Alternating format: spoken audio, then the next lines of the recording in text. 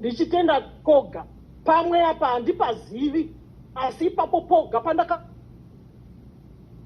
pashoko raMwari, I remain where I have been standing. Ndiri kuramba ndakamira pandandakamira.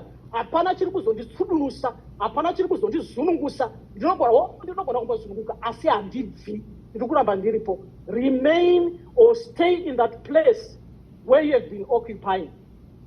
You can continue to possess a particular quality or a particular role. Kuramba uchipossessa a particular quality. Ndo zviri kureva shoko rekuti remain.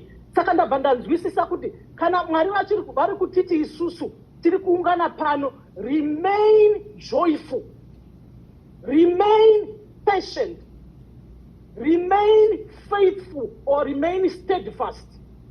Vari kuti ramba uri papo.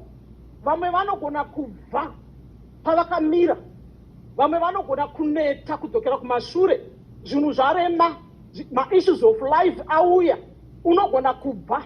Recently, nhasi taviga mwana wemuzukuru wedu, mwana wehanzvadzi yababa akaita accident kuZimbabwe musi weFriday last week. Aine mhuri yake nemudzimai wake nevana vatatu. It was bad.